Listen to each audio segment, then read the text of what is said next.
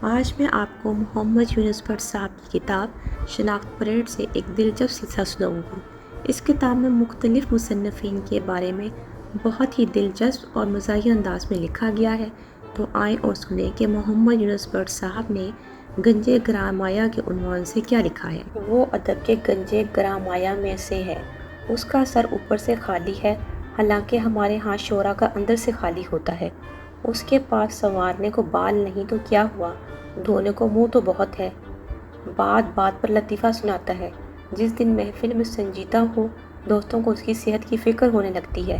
لطیفہ سنانے سے پہلے ہی سننے والے کو ہنسا لے گا کہ کیا پتا بعد میں کوئی ہنسے یا نہ ہنسے۔ چپ رہنا اس کے لیے مشکل ہے، حالانکہ یہ تو اتنا آسان ہے کہ اس کے لیے زبان تک نہیں ہلانا پڑتی۔ امجد اسلام امجد بات کر رہا ہو تو کسی کا لحاظ نہیں کرتا، جب لحاظ کر رہا ہو تو بات نہیں کرتا۔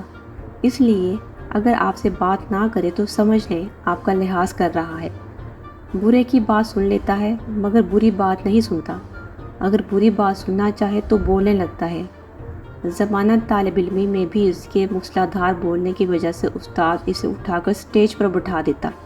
اب اتنا بڑا ہو گیا ہے مگر تقریبات میں آج بھی اسے اٹھا کر سٹیج پر بٹھا دیتے ہیں۔ اس کے بارے میں وہ لوگ بھی اچھی رائے رکھتے ہیں جو اسے ایک بار بھی نہیں ملے۔ شاید اچھی رائے کی وجہ بھی یہی ہے۔ باتوں باتوں میں خوبصورت عورتوں کو شیشے میں اتار لیتا ہے مگر خود ان کی موجودگی میں زیادہ سے زیادہ جرابیں ہی اتار سکتا ہے۔ عورتوں کو ملنے سے پہلے جہاں دوسرے بال، ٹائیاں اور چشمے ٹھیک کر رہے ہوتے ہیں، یہ نیت ٹھیک کر رہا ہوتا ہے۔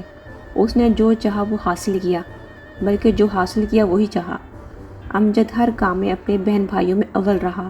وہ تو پیدا ہونے کے معاملے میں بھی اول آیا۔ اس کا گھرانہ ایسا مذہبی کہ خواتین اردو شعروں سے بھی پردہ کرتی، مگر اس نے اسی کو ذریعہ عزت بنایا جسے غالب نے بھی ذریعہ اظہار ہی بنایا تھا۔ سارے کام اپنی مرضی سے کرتا ہے۔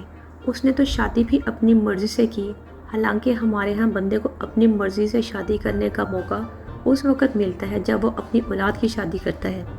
ویسے ہمارے ہاں شادی کے بعد مرد خود کو اور عورت اپنی قمیضوں کو تنگ محسوس کرتی ہے، مگر امجد صاحب شادی شدہ ہو کر بھی گھر میں زیادہ رہتا ہے، جس سے یہی لگتا ہے کہ اسے شادی شدہ عورتیں بہت پسند ہیں۔ پہلے لمبریٹا اسکوٹر پر سوار پھرا کرتا تھا، جس پر سفر کرنا دراصل پیدل چلنے والوں کی حوصلہ افزائی کرنا ہی ہوتا تھا۔ وہ اور اس کا جڑواں دوست عطاء الحق قاسمی جہاں کوئی بارات دیکھتے اس میں شامل ہو جاتے، جس سے کسی اور کو کوئی فرق پڑتا نہ پڑتا بارات کے ساتھ آنے والے بھاڑوں کی آمدنی آدھی رہ جاتی۔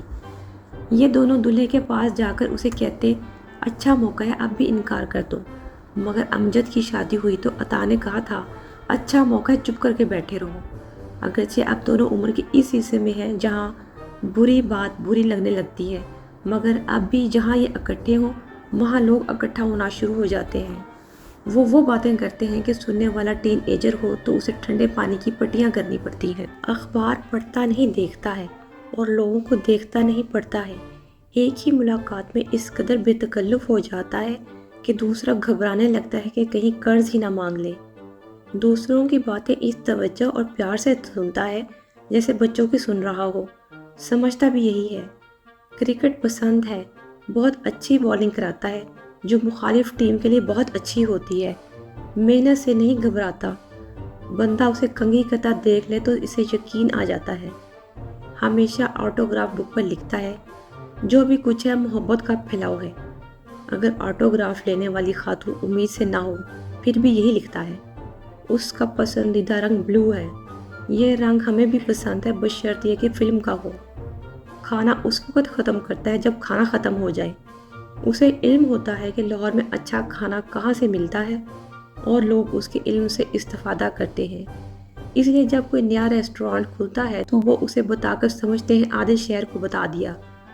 اسے کھلا کر بھی یہی سمجھتے ہیں، پیٹ بھر کر کھائے نہ کھائے پلیٹ بھر کر ضرور کھائے گا۔